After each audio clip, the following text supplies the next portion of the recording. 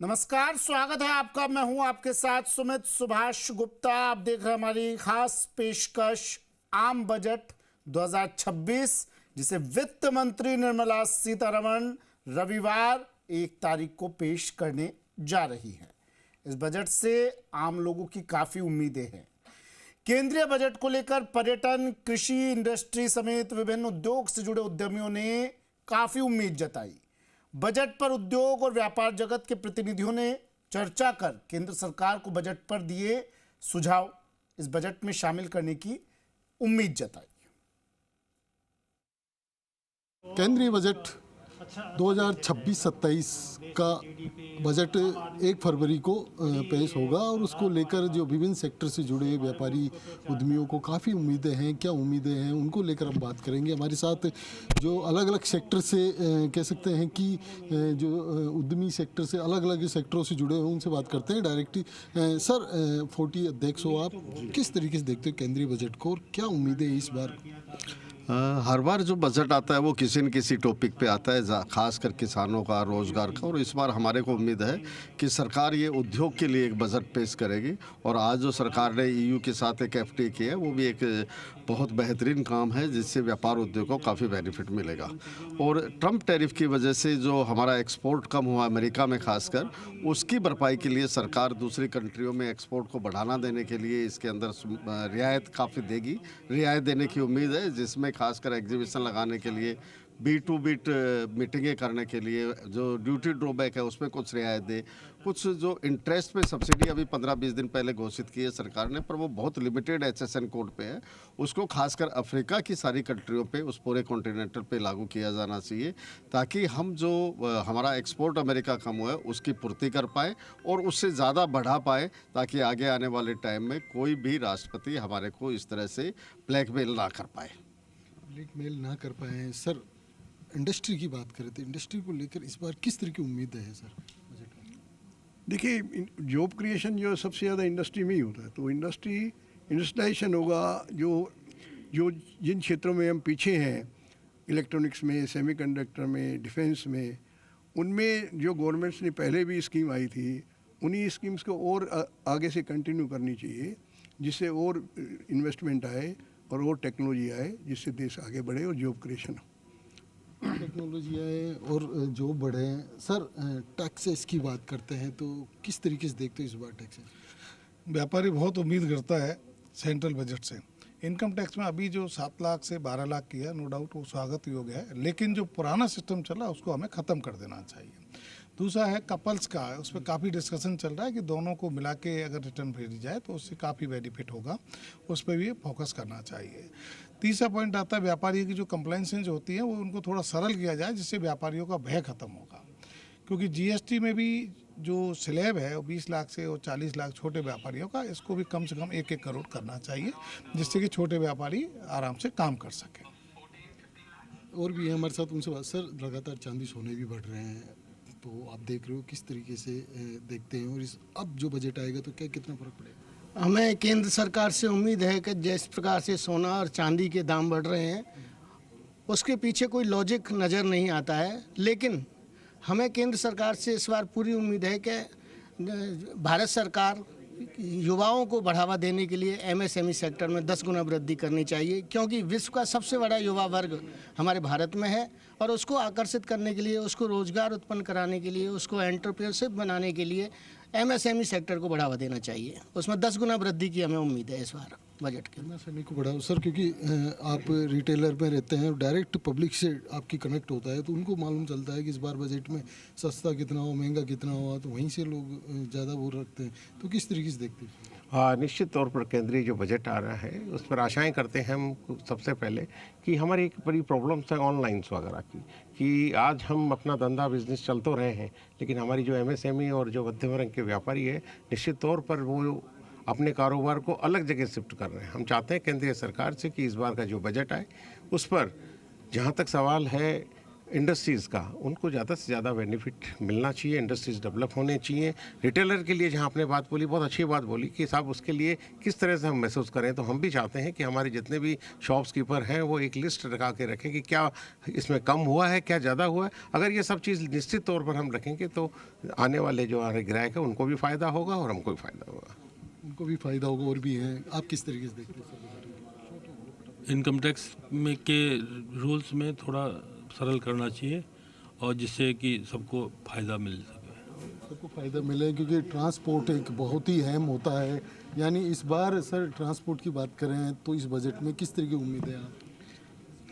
केंद्र government road बहुत अच्छे बना रही है पूरे इंडिया में, लेकिन उसके साथ साथ में जितने हाईवे बना रही है उससे 20 से 30 किलोमीटर के गैप से नए ट्रांसपोर्ट नगर साथ में विसर्जन करने चाहिए, ताकि हम ट्रांसपोर्ट लाइन वाले ट्रकों को ठहराव की, उनके काम कराने की सबसे बड़ी दिक्कत होती है कि कहीं भी ट्रांसपोर्ट नगर की कोई योजना लेके केंद्र गवर्नमेंट नहीं चल रही है, लेकिन घोषणा कर देती है कि ट्रांसपोर्ट नगर बनाएंगे, लेकिन कहीं भी ट्रांसपोर्ट नगर नहीं बन रहे हैं। प्रत्येक हाईवे के ऊपर हर 20 से 30 किलोमीटर के अंदर ट्रांसपोर्ट नगर की बसना चाहिए, ताकि हर उन ट्रक ड्राइवरों को, चलाने वालों को, सबको सुविधाएँ मिले, ताकि चक्का, पूरे देश का चक्का घुमाने वालों को कुछ सुविधाएँ मिले तो उससे काफ़ी सुविधाजनक हो जाएगी उसके लिए। आदान प्रदान करते हैं ट्रांसपोर्ट को और उनको थोड़ी और सुविधाएं की मांग है। सर कृषि में किस तरीके से देखते हैं? कृषि, क्योंकि भारत देश एक कृषि प्रधान देश है, तो इस बजट में कृषि को लेकर किस तरीके से उम्मीद है और क्या इस बार? देखो, कृषक अगर विकसित करेगा तो भारत विकसित करेगा, क्योंकि हमारी मेन जो पॉपुलेशन है, जो हमारी आबादी है, वो गाँवों में रहती है। कोई उसमें कहीं इफ एंड बट नहीं है।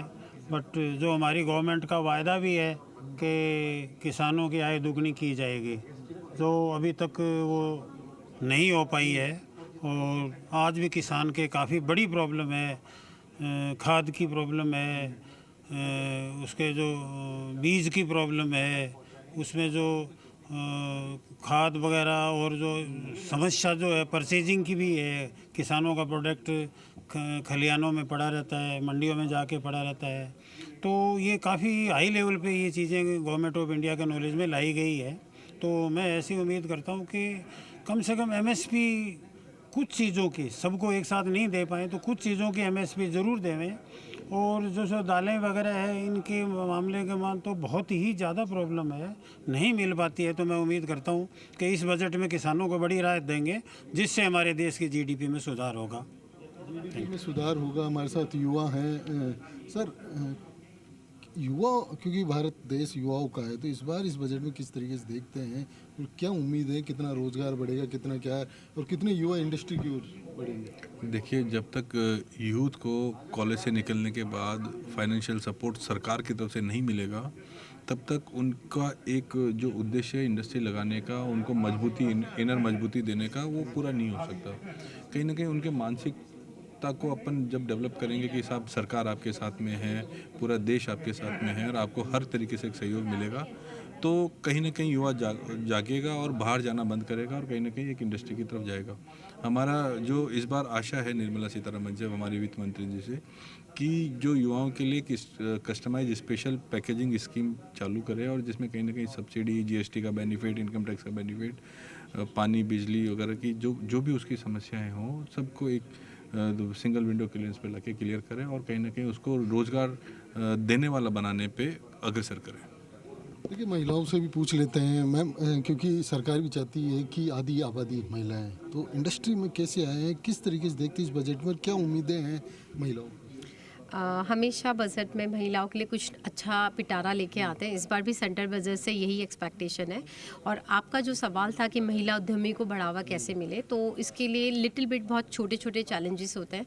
सबसे पहले जब भी हम एक इंडस्ट्रियल पार्क की स्थापना करते हैं तो उसमें कहीं ना कहीं फ़ीमेल्स के लिए एक रिजर्वेशन होना चाहिए, क्योंकि फ़ीमेल जो अपनी वर्क लाइफ बैलेंस में चैलेंज फील करती है, कहीं ना कहीं फाइनेंशियली डिपेंडेंसी होती है, तो वो सिक्योरिटी उनके पास नहीं होती है।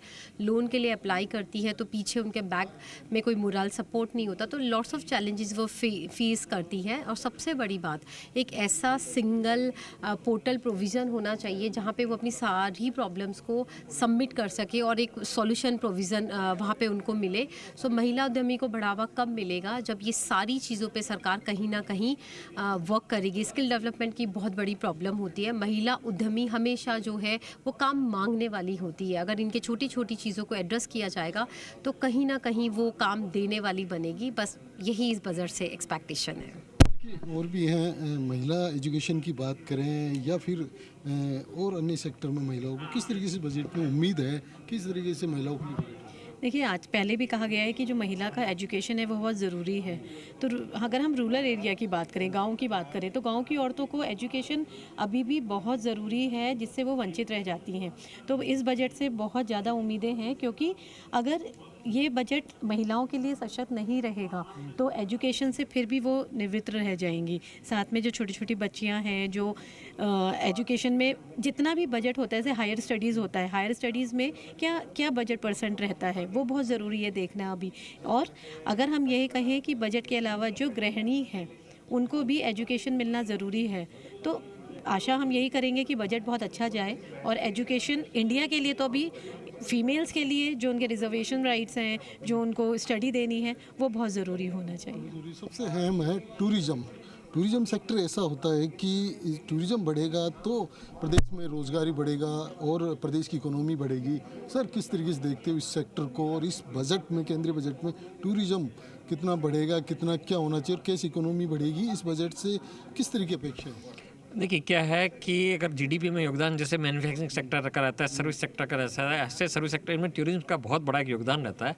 और हिंदुस्तान में बहुत सारे ऐसे प्रदेश हैं जहाँ पे टूरिज्म का बहुत बड़ा इन्फ्लो रहता है। तो हम ये चाहेंगे अगर देश के अंदर जैसे ई वीज़ा प्रणाली है, अपने पासपोर्ट्स के ऊपर ई पासपोर्ट सिस्टम है, ऐसी जिससे जो जितनी ई सिस्टम चालू किया जाए, तो जिससे जो बाहर से विदेशों से आने वाले हैं वो अगर इंडिया में आएंगे तो अपने पास फॉरेन करेंसी भी आएगी और अपना जो जितने भी मोन्यूमेंट्स है, सारी चीज़ें, इनके ऊपर अपना बढ़ावा आएगा और देश की जीडीपी के अंदर योगदान रहेगा। इन सब के लिए अपने को इस तरह से करना, एक जो हमारे को सरकार से उम्मीद है कि आने वाले इस बजट के अंदर कुछ ऐसी योजनाएँ लाई जाए जो टूरिज्म को बढ़ावा देने के लिए, जो प्रदेश में जो टूरिज्म होता है उनको बढ़ावा दिया जाए, जो देश में टूरिज्म होता है उनको बढ़ावा दिया जाए। अपने एविएशन सेक्टर है उनके अंदर किस इस तरह की छूट दी जाए कि जो बाहर से लोग बाग आ रहे हैं वो अलग अलग तरह के टूरिज्म को इसके अंदर बेनिफिट करें, जिससे जीडीपी बढ़ सके। देखिए, कह सकते हैं कि इस केंद्रीय बजट से विभिन्न सेक्टर के, जो चाहे एजुकेशन हो, इंडस्ट्री हो या टूरिज्म हो, तमाम सभी सेक्टरों में काफ़ी उम्मीदें हैं। और 1 फरवरी को बजट पेश होगा तो क्या इनकी उम्मीदें पूरी होगी, ये देखने वाली बात है। कैमरा पर्सन राहुल के साथ दामोदर प्रसाद, जी मीडिया, जयपुर।